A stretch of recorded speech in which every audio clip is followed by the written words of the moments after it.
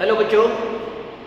So dear students, today we will discuss about depression and freezing point colligative property in this particular video. Depression and freezing point. हमें पता है colligative properties के बारे में. The property is associated with the solutions. The property is associated with the such type of mixtures which contains volatile component as well as non-volatile component.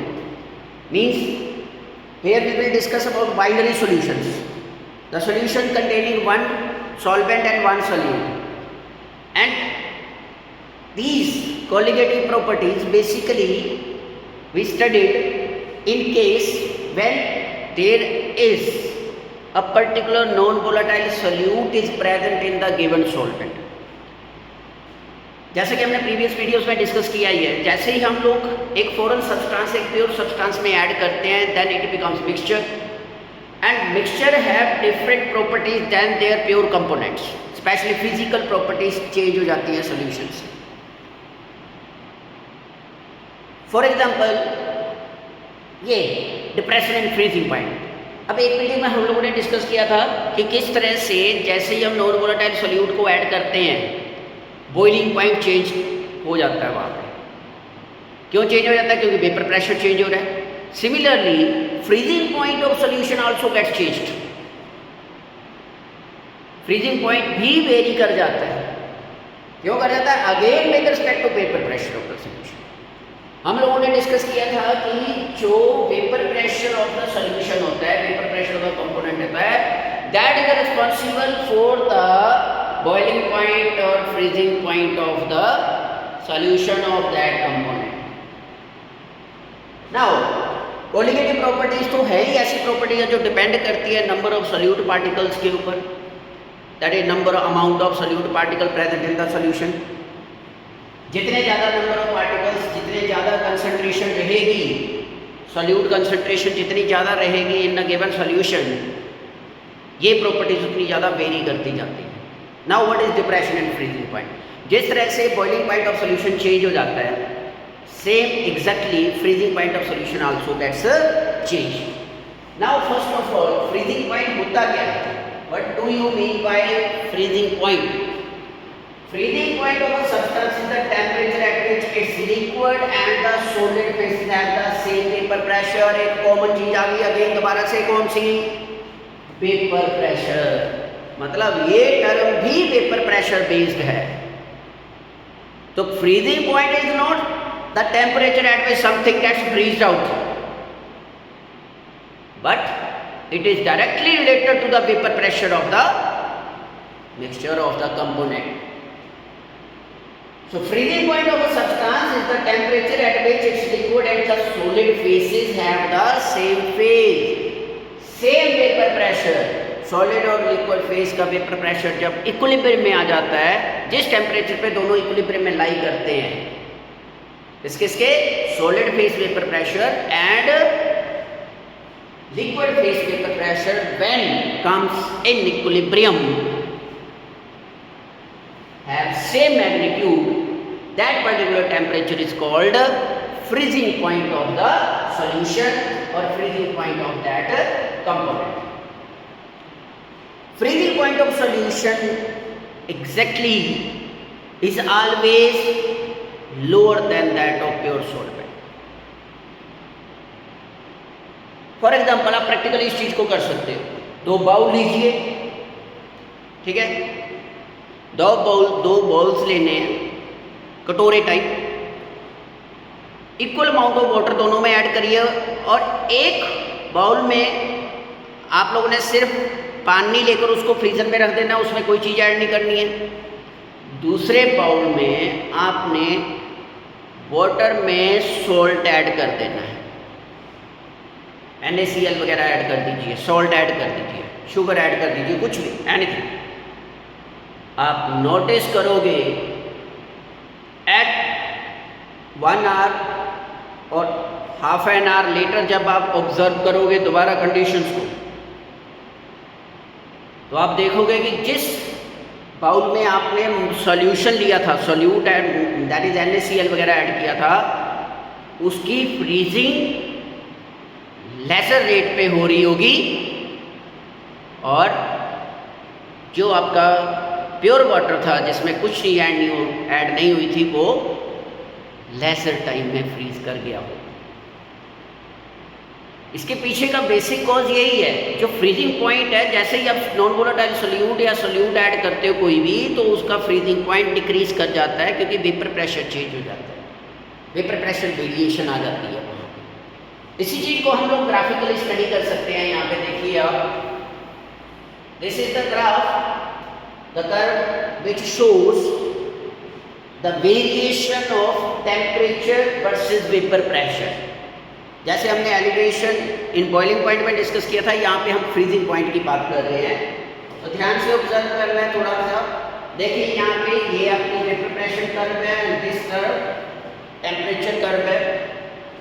ये आपका pure solvent solid solvent condition है जहाँ पे ये freeze कर रहे हैं, ये वो temperature, this temperature and this temperature, ये फ्रीजिंग पॉइंट्स है, मतलब जहाँ पे vapour pressure of solid phase और लिक्विड फेस दोनों इक्विलिब्रियम में लाई करें, जहाँ पे जिस कंडीशन में दोनों सेम आ रहे हैं। अब देखिए प्योर सॉल्वेंट के केस में ये टेम्परेचर है आपके पास, प्योर सॉल्वेंट की जब हम बात करते हैं, ये है प्योर सॉल्वेंट। इस वेपर प्रेशर कंडीशन में जाकर आपका सॉलिड फेस और लिक्विड फेस सॉल्वेंट का जो वेपर प्रेशर है वो सेम हो रहा है, और इसके कॉरस्पॉन्डिंग जो ये टेम्परेचर है, this is called freezing point temperature of pure solvent, जिसको डिनोट किया गया है TF नोट के साथ। TF नोट मीन्स टू से freezing point of pure solvent. जब हमने इसमें नॉन वोलेटाइल सोल्यूट ऐड कर दिया, अब हुआ क्या, जैसे ही आपने इसमें सोल्यूट ऐड किया इट बिकम सॉल्यूशन, और जब सॉल्यूशन की स्टडी करेंगे तो वेपर प्रेशर डिक्रीज करने की वजह से अब इसका जो फ्रीजिंग पॉइंट है वो स्मॉलर देन प्योर सॉल्वेंट चला गया, नीचे चला गया वो, which is denoted as TF। ये ग्राफ ये शो कर रहा है कि जैसे ही आपने सॉल्यूशन फॉर्म किया, जैसे ही आपने सॉल्वेंट में सोल्यूट ऐड किया, वहाँ पे वेपर प्रेशर रिड्यूस हो गया। ये देखिए वेपर प्रेशर रिड्यूस हो गया, ये वेपर प्रेशर, ये आपका वेपर प्रेशर है P नॉट और ये वेपर प्रेशर है P, मतलब सॉल्यूशन का वेपर प्रेशर, सॉल्यूशन का वेपर प्रेशर डिक्रीज कर गया, और डिक्रीज करते ही फ्रीजिंग पॉइंट भी क्या हो जाएगा, डिक्रीज कर जाएगा। Very simple. तो यहाँ पे अब जो चेंज इन टेम्परेचर आ रही है, इसको बोला गया elevation, that is depression in freezing point, that is the delta TF। ये डेल्टा TF आपका कैसे इक्वेट करेंगे, TF नॉट माइनस TF। क्यों, because TF not is greater than TF। जो प्योर सॉल्वेंट का फ्रीजिंग पॉइंट टेम्परेचर है वो solution के फ्रीजिंग पॉइंट टेम्परेचर से ज़्यादा है, तो चेंज जो आएगी, जो डिप्रेशन आएगा, जो वेरिएशन आएगी, that will be delta TF equal to TF naught minus TF। अब अल्टीमेटली ये भी किसके ऊपर है, ये जो डेल्टा TF है ये भी इसके ऊपर डिपेंड कर रहा है, P नॉट माइनस P के ऊपर, दैट इज डेल्टा P के ऊपर डिपेंड कर रहा है। Change in vapour pressure again, अब वेपर प्रेशर के ऊपर चेंज कर रहा है, तो वेपर प्रेशर किसके ऊपर चेंज करता है, अमाउंट ऑफ सोल्यूट के ऊपर। तो सिमिलरली यहाँ पे वही कंडीशन बन जाती है जो हम लोगों ने एलिवेशन इन बॉइलिंग पॉइंट के केस में डिस्कस की थी, कि जो डेल्टा TF होगा आपके पास, delta TF depression in freezing point, that will directly vary with respect to the molarity of the solution, that is molal concentration of the solution, amount of solute present in the solution के साथ आपका freezing point depression vary करेगा। M is molarity, molarity क्या होता है, molarity number of moles of solute present per kilogram of the solvent. Number of moles कैसे निकालते हैं, WB over MB into WA in kg, ये आपकी मोलैरिटी है। और अगर आपके पास WA इन ग्राम है, मास ऑफ सॉल्वेंट इन ग्राम की बने, तो आपके पास मोलैरिटी बन जाएगी WB over MB into WB molality of the solution. तो इन एक्सपेरिमेंटेशन से यही प्रूव होता है कि जो भी कोलिगेटिव प्रॉपर्टी हम स्टडी कर लें, चाहे वो एलिवेशन है बॉइलिंग पॉइंट डिस्कस कर ले, चाहे relative lowering vapour pressure discuss कर ले, चाहे ये जो हम कर रहे हैं depression and freezing point discuss कर ले, सारी की सारी प्रॉपर्टीज डिपेंड कर रही है only and only on the amount of solute present in the solution, that is concentration of the solution.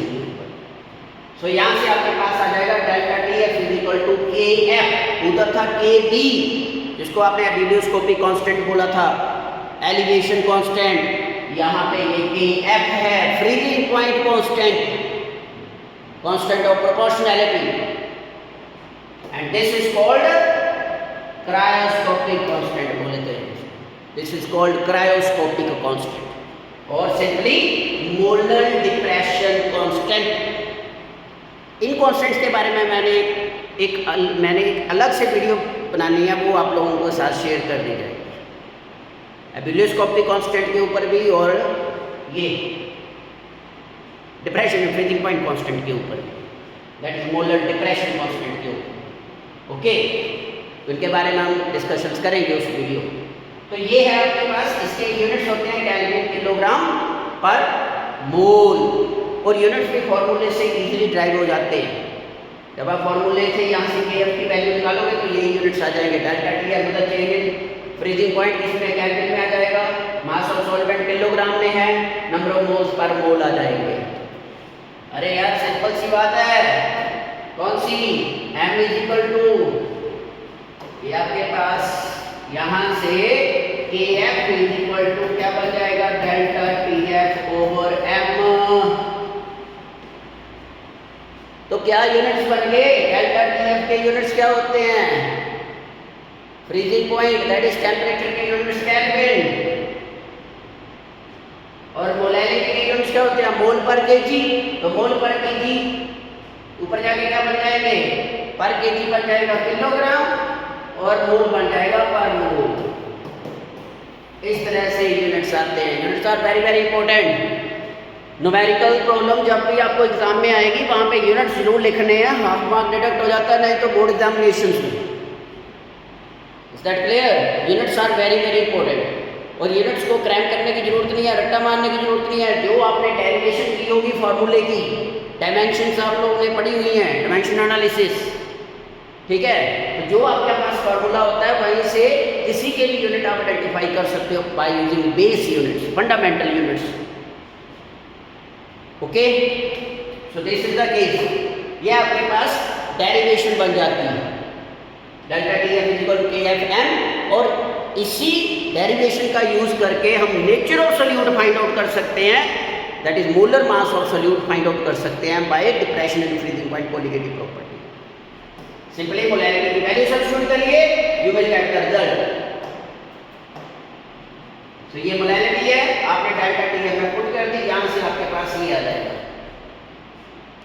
MB is equal to KF into 1000 into WP over delta TF into WA। In case अगर आपके मान लीजिए कोई numerical आता है जिसमें आपको बोला गया है कि molar mass of solute find करिए या नेचर ऑफ सोल्यूट फाइंड करिए, कौन सा सोल्यूट है आपके पास के, टाइप ऑफ सोल्यूट फाइंड करिए, तो by using this you can determine the molar mass of solute. जब मोलर मास आ जाएगा तो हमें एक आइडिया मिल जाता है कि कौन सा सोल्यूट प्रेजेंट रहता है आपके solution. So this is about depression and freezing point colligative property. याद रखना है बेटा, जितनी भी कोलिगेटिव प्रॉपर्टीज हैं ये सारी की सारी में सभी में एक कॉमन चीज, that all these properties depends upon the amount of solute present in the solution. Concentration of solution के ऊपर डिपेंड करती है, नेचर ऑफ सोल्यूट के ऊपर डिपेंड नहीं करती है। They do not depend upon the nature of solute, whether the solute is ionic, organic, inorganic, whatever, polar, non polar, कुछ भी है। कोलिगेटिव प्रॉपर्टी हमेशा डिपेंड करेगी उसकी अमाउंट के ऊपर, आपने कितना ऐड किया हुआ है वो सोल्यूट इन द सॉल्यूशन, उसके अकॉर्डिंगली ये वेरिएशन देगी। ओके, बहुत टाइप के क्वेश्चंस आते हैं बोर्ड एग्जाम्स में, सेशन रीजन टाइप के क्वेश्चंस आएंगे, तो याद रखना है कि जब भी कोलिगेटिव प्रॉपर्टी बेस्ड क्वेश्चन आएगा तो वहाँ पे नेचर ऑफ सोल्यूट को दिमाग से निकाल देना है, वहाँ पे अपने दिमाग में यही रखना है कि अमाउंट ऑफ सल्यूट के ऊपर ये डिपेंड करती है। Is that clear? ये है आपके पास depression and freezing point colligative property. अब न्यूमेरिकल कैसे आते हैं? इस तरह के न्यूमेरिकल्स आपको आते हैं, जैसे ये है आपके पास, calculate the freezing point of 1 molar aqua solution of PBr। 1 molar, molarity given है 1, आपको क्या चाहिए? मोलैरिटी, उसके लिए आपको डेंसिटी गिवन है 1.06, एटॉमिक मास गिवन है, आपने सीधा डेल्टा TF की वैल्यू निकालनी है। Calculate the freezing point of 1 molar aqua solution, sorry freezing point, आपने कोलिगेटिव प्रॉपर्टी नहीं, फ्रीजिंग पॉइंट ऑफ सॉल्यूशन निकालना है, दैट इज TF निकालना है आपको। पहले डेल्टा TF निकालोगे फिर आपका TF आ जाएगा। एक्वा सॉल्यूशन है वाटर, वाटर का बॉइलिंग, वाटर का फ्रीजिंग पॉइंट कितना होता है? 273 केल्विन, समझे? तो उसके अकॉर्डिंगली आप इस तरह से आइडेंटिफाई कर सकते हो। लास्ट में जाके आपके पास टेम्परेचर आएगा, उसको सब्ट्रैक्ट कर देना, आपके पास आंसर आ जाएगा। ये सिंपल टाइप के न्यूमेरिकल्स आ सकते हैं एग्जाम्स में। तो न्यूमेरिकल्स के ऊपर एक और वीडियो बनाएंगे, एक हमने कॉन्स्टेंट्स के ऊपर वीडियो बनानी है। फिलहाल आप सिंपल कोलिगेटिव प्रॉपर्टीज के ऊपर वर्कआउट करिए, थोड़ी प्रैक्टिस करिए अच्छी तरह से।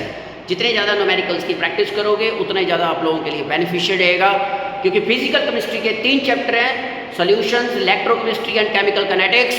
इन तीनों चैप्टर में से at least 1 numerical of 3 marks will be there in your final examinations. ये लिख के ले लीजिए आप यहाँ से। So numericals are very very important for physical chemistry.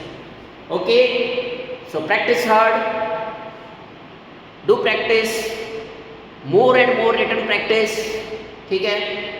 Discussions, queries जितने भी हैं उनको क्लियर करिए। ओके बेटा, ठीक है, बाय बाय।